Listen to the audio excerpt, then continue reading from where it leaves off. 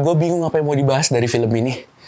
Tapi karena gue pengen mengapresiasikan film satu ini, kita coba bahas aja.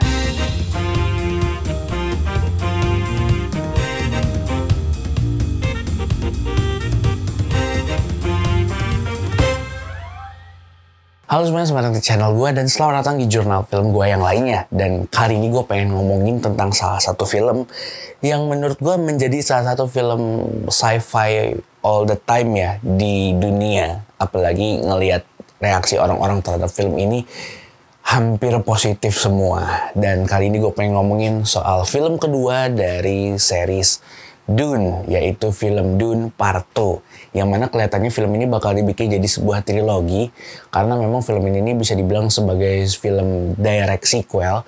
Jadi film pertama dan kedua itu benar-benar nyambung tanpa ada jeda gitu, kayak film John Wick 3 ke 4 atau 2 ke 3, yang kayak gitulah. Bener kayak yang tadi gue bilang, gue bingung apa yang mau dibahas dari film ini. Bahkan gue gak ada catatan karena bingung apa yang mau dicatat, apa yang mau diulas gitu. Awalnya gue mikir, ada gak ya kekurangan yang bisa diambil? Kayaknya agak susah deh nyarinya, walaupun ada sepertinya. Habis itu, apa sih kelebihannya?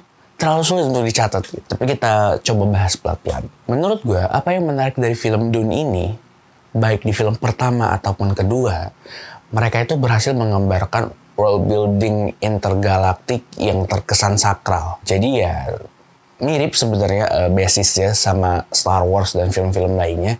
Mereka bikin gimana caranya supaya peradaban luar angkasa ini terkesan canggih, futuristik, tapi di saat yang bersamaan terkesan tradisional juga. Cuman bedanya kalau di Dune ini somehow mereka berhasil menyihir kita dengan bagaimana mereka mempresentasikan itu. Dari soundtracknya, production desainnya, storytellingnya. Gue ngerasa world building di film Dune ini nih terkesan besar, agung, mistis, masa depan, canggih, tapi jauh gitu. Jadi apa yang bikin kita merasa tunduk terhadap cerita ini nih karena ya penggambarannya yang bener-bener mistis intinya. Jadi kita yang nonton tuh ngerasa jadi lebih kecil dan dunia yang disajikan di sini ini terasa jauh lebih besar. Dan mungkin kalau gue lihat dari ceritanya ini sebenarnya tipikal dunia yang kayaknya agak susah loh dibayangin, tapi filmnya ini berhasil menggambarkannya dengan baik. Ya mungkin salah satu faktor terbesar yang paling bisa gue notice dan yang paling bisa gue apresiasikan adalah bagaimana sound design-nya dibikin. Sound design yang dipadukan dengan soundtrack-nya yang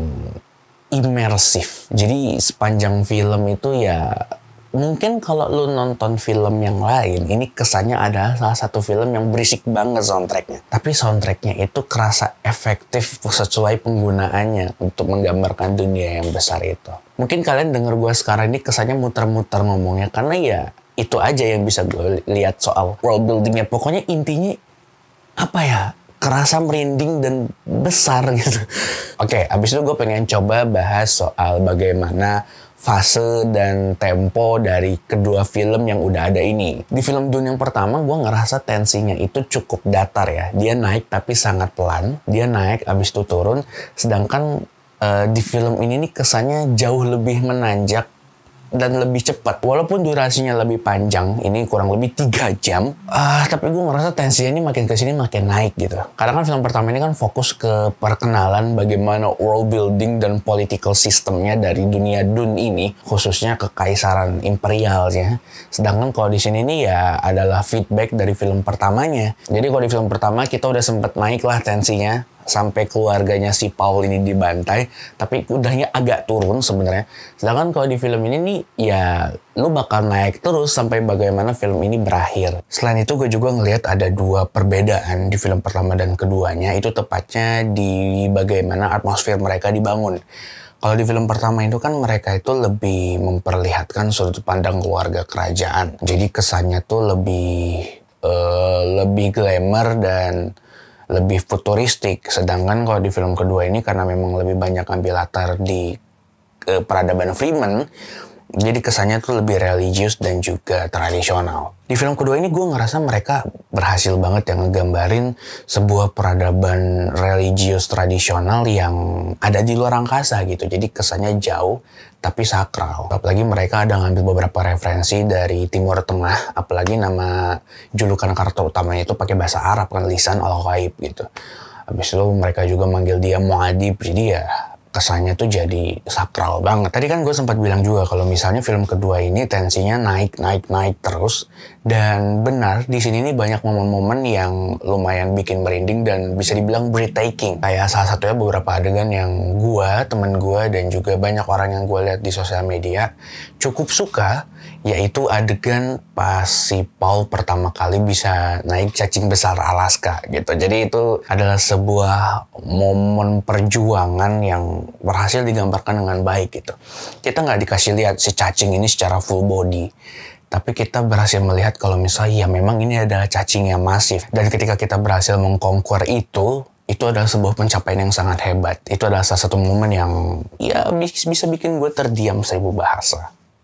Ya selain momen cacing itu, sebenarnya momen breathtaking di film ini ya adalah bagaimana perkembangan karakter Paul itu sendiri. Dari awal yang digambarin sebagai karakter yang gak mau menonjol, gak mau memanfaatkan keyakinan dan kepercayaan, tapi dia kemudian bertransformasi dan sadar kalau misalnya itu that's the only way gitu. Awalnya jadi kita ngelihat kayak kita ingin melihat dia berhasil, tapi kemudian ketika dia berhasil pun ada rasa ganjil di kita gitu, ada rasa takut ketika kita ngelihat gimana Paul berhasil mengambil hati hampir seluruh warga Freeman gitu.